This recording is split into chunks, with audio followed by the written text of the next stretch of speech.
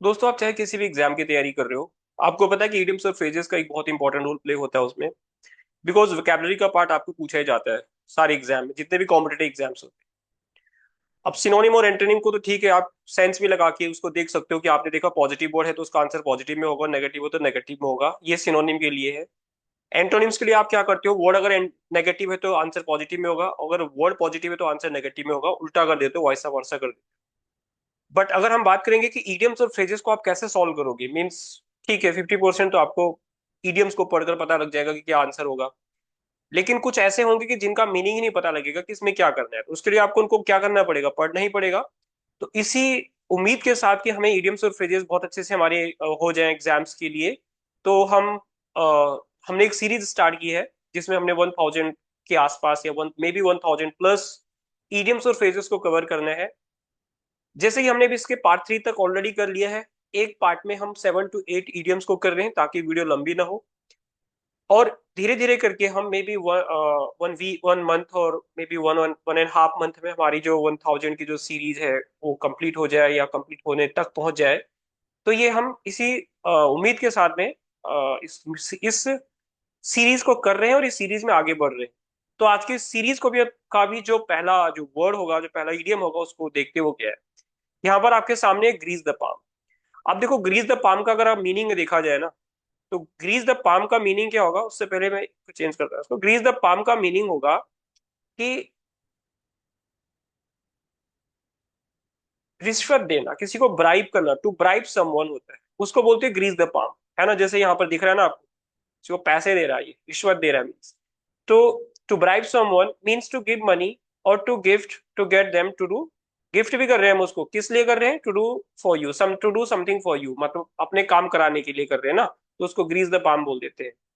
Financial incentive होते हैं ये, मनी और गिफ्ट इसको बोल देते हैं हम। और ये एक्ट ऑफ एक्सचेंज भी है ये। इतने जितने भी इसके मीनिंग आ रहे हैं ना, इन मीनिंग से हमें इतना तो पता लगा कि ग्रीस द पाम का मतलब क्या हो गया, टू ब्राइब। और ब्राइब का मतलब क्या होता है, ब्राइब का मतलब होता है किसी को रिश्वत देना। तो ब्राइब का मतलब होगा रिश्वत। आई होप आपको पहला वर्ड अब बहुत अच्छे से समझ आ गया है, ग्रीस द पाम क्या होता है। हार्ड नट टू क्रैक का मतलब, जैसे ये बंदा दिख रहा है ना, देखो बहुत ही कोशिश कर रहा है ये। हार्ड नट टू क्रैक, यहाँ पर हमें नट एंड बोल्ट दिख रहे हैं। हार्ड नट टू क्रैक का मतलब होता है कोई डिफिकल्ट सिचुएशन या कोई डिफिकल्ट एक चीज है जिसको हम हार्ड नट टू क्रैक बोल देते हैं। यानी हार्ड नट टू क्रैक का सिंपल मीनिंग होता है difficult problem to solve. For example, जैसे मैं बोल देता हूँ, आपको पता है कि आईएएस के एग्जाम होते हैं यूपीएससी के द्वारा। तो मैं क्या बोलूंगा कि IAS exam is a hard nut to crack. It means it is a very difficult to crack, it is very difficult to solve, उसको हम बोल देते हैं। तो हार्ड नट टू क्रैक का इन सिंपल टर्म में मीनिंग हो गया है कोई ऐसी प्रॉब्लम जिसका सोल्यूशन निकालना काफी मुश्किल है। कॉम्प्लेक्स प्रॉब्लम इसको बोल देते हैं हम, चैलेंजिंग टास्क बोल सकते हैं, और अनसॉल्व मिस्ट्री भी बोल सकते हैं। जो पहले बोलते हैं ना, मिस्ट्री है, इसको सॉल्व नहीं किया गया है। तो ये इसके और भी मीनिंग हो सकते हैं। हमें इनको इनसे भी हमें दिमाग में रखना है कि हार्ड नट टू क्रैक का मतलब क्या हो गया। नेक्स्ट वर्ड है यहाँ पे हैंडपैक्ड हस्बैंड। देखो, हैंडपैक्ड हस्बैंड को सिंपल एक टर्म कहा जाता है, आपने शायद सुना होगा। ये लिख रहा हूं मैं कुछ, जोरू का गुलाम, उसी को कहा जाता है जोरू का गुलाम। अब यानी जो अपनी बीवी का गुलाम है, इसका मतलब ये हो गया। यानी henpecked husband means is control by his wife, उसको उसके वाइफ के द्वारा कंट्रोल किया जाता है, उसको बोलते हैं हैंडपैक्ड हस्बैंड। ये ट्रेडिशनल स्टीरियोटाइप भी उसको बोल देते हैं हम, मॉडर्न रिलेशनशिप है ये। और ह्यूमरस इडियम्स भी इसका हम मीनिंग निकाल सकते हैं। तो इसको मतलब used jokingly to describe husband who listen to his wife, वो जो अपनी बीवी की ज्यादा बात सुनता है, तो ये एक ह्यूमरस काइंड ऑफ इडियम से भी बन जाता है।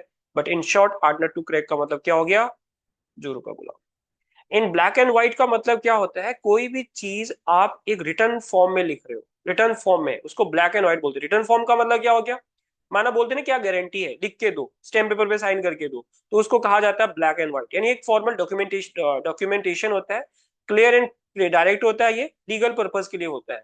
यानी आपके पास रिटर्न में है, लिखा है, आपने लिख के लिया है किसी से, तो उसको हम क्या बोल देते हैं, इन ब्लैक एंड व्हाइट बोलते हैं। अगला word, in the nick of time का मतलब क्या होता है। In the nick of time को हमने पिछली वाली पीडीएफ में भी किया होगा, जहां पर हमने एक इडियम यूज किया था, at the 11th hour. At the 11th hour का मतलब क्या होता है, at the last moment, in the nick of time बोलते हैं उसको। एट द 11th आवर को क्या बोलते हैं, in the nick of time, यानी डेडलाइन अप्रोचिंग होता है। जब बोलते हैं ना आपका एक डेडलाइन है, फॉर एग्जाम्पल जैसे कि आपका एग्जाम है 13 अप्रैल को 2025, ये मैं एनडीए और सीडीएस की बात कर रहा हूँ। और ये यहाँ पर क्या हो रहा है, आपका जो टाइम है वो ये डेडलाइन है आपकी, और आपने अपने पेपर की तैयारी की है फॉर एग्जाम्पल 1 अप्रैल से। तो इसका मतलब क्या हो गया, आप एक लास्ट मोमेंट में तैयारी कर रहे हो ना पेपर की, तो इसको क्या बोलेंगे, in the nick of time या एट द 11th आवर। यहाँ पर आगे भी लिखा हुआ है, यहाँ पर ये लास्ट एफर्ट होता है, इसका मतलब सक्सेसफुल आउटकम भी इसका मीनिंग हो गया। Means in short hard nut to crack को हम सिंपल टर्म में क्या बोलेंगे, sorry, in the nick of time को हम सिंपल टर्म में क्या बोलेंगे, इन द लास्ट मोमेंट। देखो इन द सेम बोट का मतलब क्या होता है, देखो बोलते हैं ना कि एक ही थाली के चट्टे बट्टे, तो इन द सेम बोट का मतलब होता है शेयरिंग सेम प्रॉब्लम, सब मतलब आपकी भी वही प्रॉब्लम है, दूसरे की भी वही प्रॉब्लम है, उसको बोलते हैं हम सेम शेयरिंग सेम प्रॉब्लम। और इन द सेम बोट, जैसे यहाँ पे लिखा when two people are in the same boat का मतलब होता है they are facing the same problem, दोनों की वही प्रॉब्लम चल रही है। Sharing challenges, mutual understanding, collective action होता है, तो इसको हम बोल देते हैं in the same boat. Next word है आपका कीप वंस फिंगर क्रॉसेस, का मतलब क्या हो रहा है, क्रॉस्ड का मतलब हो रहा है कि इसका मतलब किसी को विश करना, गुड लक विश करना होता है, तो होप फॉर गुड लक उसके लिए बोल देते हैं, एक जेस्चर होता है ये। और इसका मतलब क्या होता है, wishing for a positive outcome होता है ये। एक सुपरस्टिशन बिलीव भी है इसमें, जैसे बिलीविंग इन लक, जब हम लक को बिलीव करते हैं। एक्सपेक्टेशन क्या है, waiting for the desire result, ये इसका मीनिंग बन जाएगा। In short term hope for good luck इसका मतलब होता है। तो आज की वीडियो के लिए इतना ही था दोस्तों, अगर आपको वीडियो पसंद आई तो आप लाइक शेयरिंग सब्सक्राइब जरूर कर सकते हो। मिलते हैं फिर अगले पार्ट में, पार्ट 5 में मिलते हैं, तब तक के लिए बाय, जय Hind, have a nice time.